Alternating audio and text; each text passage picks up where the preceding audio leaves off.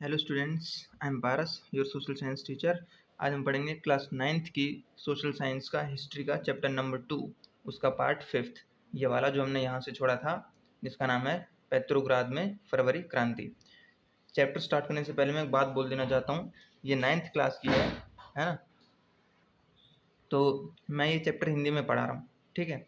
जब आप इस वीडियो को देखें तो आपके पास जो बुक है वो इंग्लिश में है आप उसे इंग्लिश में से पढ़ें और फिर इसमें से वीडियो देख के हिंदी में से समझें, ठीक है। तब आपको अच्छी तरह से समझ में आएगा, इसीलिए मैं आपको ये हिंदी में पढ़ा रहा हूँ, ठीक है। So let us begin. तो यहाँ से हमारा स्टार्टिंग है। सन 1917 में 1917 की सर्दियों में राजधानी पेट्रोग्राद की हालत बहुत ख़राब थी। ऐसा लगता था मानो जनता में मौजूद भिन्नताओं को ध्यान में रखकर ही शहर की बनावट तय की गई थी। मौजूद भिन्नताओं को ध्यान में रखकर ही शहर की बनावट तय की गई थी। मजदूरों के क्वार्टर, मजदूर मतलब लेबर्स, मजदूरों के क्वार्टर और कारखाने नेवा नदी के दाएं तट पर थे। बाएं किनारे पर फैशनेबल इलाके, विंटर पैलेस और सरकारी इमारतें थीं। जिस महल में ड्यूमा की बैठक होती थी वह भी इसी तरफ था। फरवरी में मजदूरों के इलाके में खाद्य पदार्थों की भारी कमी पैदा हो गई। उस साल ठंड भी कुछ ज़्यादा पड़ी थी। भीषण कोहरा और बर्फबारी हुई थी। संसदीय प्रतिनिधि चाहते थे कि निर्वाचित सरकार बची रहे, इसलिए वह जार द्वारा ड्यूमा को भंग करने के लिए की जा रही कोशिशों का विरोध कर रहे थे। तो हम थे यहाँ 22 फरवरी को दाएं तट पर स्थित एक फैक्ट्री में तालाबंदी घोषित कर दी गई। यानी कि जो उसी किनारे पर जो फैक्ट्री थी, 22 फरवरी को उस फैक्ट्री पर ताला लगा दिया गया। अगले दिन इस फैक्ट्री के मजदूरों के समर्थन में 50 फैक्ट्रियों के मजदूरों ने भी हड़ताल का ऐलान कर दिया। बहुत सारे कारखानों में हड़ताल का नेतृत्व औरतें कर रही थीं। इसी दिन को बाद में अंतर्राष्ट्रीय महिला दिवस का नाम दिया गया। ये पॉइंट इंपॉर्टेंट है, इसे आप नोट डाउन कर लीजिएगा, ठीक है। जहाँ से अंडरलाइन हो रहा है ये पॉइंट, यहाँ से लेकर यहाँ तक, ठीक है, यहाँ से लेके यहाँ तक, इन सभी लाइन्स को आप अंडरलाइन कर लीजिएगा, ये सभी इम्पोर्टेंट हैं। आंदोलनकारी जनता बस्ती पार करके राजधानी के बीचों बीच नेव्स्की प्रोस्पेक्ट तक आ गई। इस समय तक कोई राजनीतिक पार्टी आंदोलन को सक्रिय रूप से संगठित और संचालित नहीं कर रही थी। जब फैशनेबल रिहायशी इलाकों और सरकारी इमारतों को मजदूरों ने घेर लिया तो सरकार ने कर्फ्यू लगा दिया। शाम तक प्रदर्शनकारी तितर-बितर हो गई, लेकिन 24 और 25 तारीख को यानी 24 और 25 को वह फिर इकट्ठा होने लगे। सरकार ने उन पर नज़र रखने के लिए घुड़सवार सैनिकों और पुलिस को तैनात कर दिया।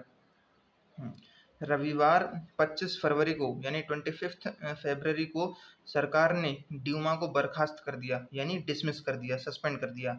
सरकार के इस फैसले के खिलाफ राजनीतिज्ञ बयान देने लगे। बर्खास्त कर दिया। सरकार के इस फैसले के खिलाफ राजनीतिज्ञ बयान देने लगे। 26 तारीख को प्रदर्शनकारी बहुत बड़ी संख्या में बाएं तट के इलाके में इकट्ठा हो गए। 27 को उन्होंने पुलिस मुख्यालय मतलब पुलिस हेडक्वार्टर्स पर हमला करके यानी अटैक करके उन्हें तहस नहस कर दिया, यानी वहाँ पर बहुत तोड़ फोड़ की। रोटी, तनख्वाह, काम के घंटों में कमी और लोकतांत्रिक अधिकारों के पक्ष में नारे लगाते असंख्य लोग सड़कों पर जमा हो गए। सरकार ने स्थिति पर नियंत्रण कायम करने के लिए एक बार फिर घुड़सवार सैनिकों को तैनात कर दिया, लेकिन घुड़सवार सैनिकों की टुकड़ियों ने प्रदर्शनकारियों पर गोली चलाने से साफ-साफ इनकार कर दिया। गुस्साए सिपाहियों ने एक रेजिमेंट की बैरक यानी टुकड़ी में, ठीक है, यूनिट में अपने ही एक अफसर पर गोली चला दी। 3 दूसरी रेजिमेंटों ने भी बगावत कर दी और हड़ताली मजदूरों के साथ आ मिले।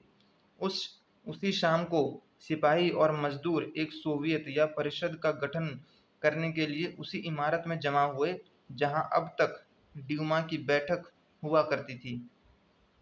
यहीं से पेट्रोग्राद सोवियत का जन्म हुआ था। अगले दिन एक प्रतिनिधि मंडल जार से मिलने गया। जार मतलब राजा, ठीक है, जार मतलब राजा। सैनिक कमांडरों ने उसे सलाह दी कि वह राजगद्दी छोड़ दे। उसने कमांडरों की बात मान ली और 2 मार्च को गद्दी छोड़ दी। सोवियत और ड्यूमा के नेताओं ने देश का शासन चलाने के लिए एक अंतरिम सरकार बना ली। तय किया गया था कि रूस के भविष्य के बारे में फैसला लेने की जिम्मेदारी संविधान सभा को यानी कॉन्स्टिट्यूशन कमेटी को सौंप दी जाए, यानी हैंडओवर कर दी जाए, और उसका चुनाव सार्वभौमिक वयस्क मताधिकार के आधार पर किया जाए। फरवरी 1917 में यानी फरवरी 1917 में राजशाही को गद्दी से हटाने वाली क्रांति का झंडा पेट्रोग्राद की जनता के हाथों में था। हाँ, नेक्स्ट पॉइंट है हमारा फरवरी के बाद। अंतरिम सरकार में सैनिक अधिकारी भूस्वामी, भूस्वामी मतलब जमीन के जो मालिक थे, और उद्योगपति यानी बिजनेसमैन प्रभावशाली थे, ठीक है। उनमें उदारवादी और समाजवादी जल्दी से जल्दी निर्वाचित सरकार का गठन चाहते थे। जनसभा करने और संगठन बनाने पर लगी पाबंदी हटा ली गई। हालांकि निर्वाचन का तरीका सब जगह एक जैसा नहीं था, लेकिन लेकिन पेट्रोग्राद सोवियत की तर्ज पर सब जगह सोवियतें बना ली गईं। अप्रैल 1917 में बोल्शेविकों के निर्वासित नेता व्लादिमीर लेनिन रूस लौट गए, लेकिन लेनिन के नेतृत्व में बोल्शेविक 1914 से ही युद्ध का विरोध कर रहे थे। उनका ये कहना था कि अब सोवियतों को सत्ता अपने हाथों में ले लेनी चाहिए। लेनिन ने यह बयान दिया था कि युद्ध समाप्त किया जाए, सारी जमीन किसानों के हवाले की जाए और बैंकों का राष्ट्रीयकरण किया जाए, यानी राष्ट्रीयकरण का मतलब है नेशनलाइजेशन। तीन मांगों को लेनिन की अप्रैल थीसिस के नाम से जाना जाता है। उन्होंने ये भी सुझाव दिया था कि अब अपने रेडिकल उद्देश्यों को स्पष्ट मतलब क्लियर करने के लिए बोल्शेविक पार्टी का नाम कम्युनिस्ट पार्टी रख दिया जाए।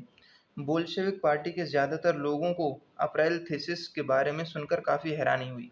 ये अप्रैल थीसिस क्या है ये मैं आपको बाद में बताऊंगा, ठीक है। उन्हें लगता था कि अब समाजवादी क्रांति के लिए सही वक्त नहीं आया है,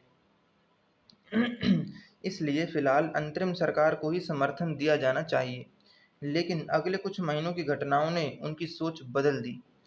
गर्मियों में मजदूर आंदोलन और फैल गया, ठीक है। औद्योगिक इलाकों में यानी इंडस्ट्रियल एरियाज जो थे, इंडस्ट्रियल एरियाज में फैक्ट्री कमेटियां बन गईं। इन कमेटियों के माध्यम मतलब थ्रू, ठीक है।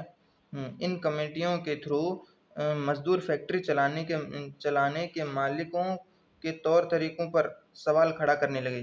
ट्रेड यूनियनों की तादाद बढ़ने लगी। सेना में सिपाहियों की समितियां बनने लगीं। जून में लगभग 500 सोवियतों ने अखिल रूसी सोवियत कांग्रेस में अपने प्रतिनिधि भेजे। जैसे जैसे अंतरिम सरकार की ताकत कमज़ोर होने लगी और बोल्शेविकों का प्रभाव बढ़ने लगा, सरकार असंतोष को दबाने के लिए सख्त कदम उठाने लगी। सरकार ने फैक्ट्रियां चलाने की मजदूरों द्वारा की जा रही कोशिशों को रोकना और मजदूरों के नेताओं को गिरफ्तार करना शुरू कर दिया। जुलाई 1917 में बोल्शेविकों द्वारा आयोजित किए गए विशाल प्रदर्शनों का भारी दमन किया गया। बहुत सारे बोल्शेविक नेताओं को छिपना या भागना भी पड़ा। गांवों में किसान और उनके समाजवादी क्रांतिकारी नेता भूमि पुनर्वितरण के लिए दबाव डालने लगे थे। इस काम के लिए भूमि समितियां बना दी गई थीं। सामाजिक क्रांतिकारियों से प्रेरणा और प्रोत्साहन लेते हुए जुलाई से सितंबर के बीच किसानों ने बहुत सारी जमीन पर कब्जा कर लिया था, ठीक है। तो आज के लिए बस इतना ही था, ठीक है दोस्तों। आज के लिए बस इतना ही था दोस्तों, ठीक है। बाकी का मैं आपको नेक्स्ट क्लास में समझाऊंगा। आई होप मेरा तरीका आप सभी को समझ में आया होगा, ठीक है। तो जैसा मैंने कहा, मैंने ये वीडियो हिंदी में पढ़ाई है, ठीक है। मैंने जानबूझ के हिंदी में पढ़ाया है, क्योंकि आपके पास जो बुक है वो इंग्लिश में है, और जब आप अपनी इंग्लिश की बुक पढ़ेंगे तब आप इस वीडियो को हिंदी में से दें, तब आप उस चैप्टर को पढ़ते हुए ये वीडियो देखना, तब आपको आपके सारे डाउट्स क्लियर हो जाएंगे, ठीक है। सो आज के लिए बस इतना ही था, है ना। इस वीडियो को प्लीज़ लाइक, शेयर और सब्सक्राइब ज़रूर करें अगर मेरा तरीका आप सभी को समझ में आया तो। मिलते हैं नेक्स्ट क्लास में, तब तक के लिए स्टे होम, स्टे सेफ।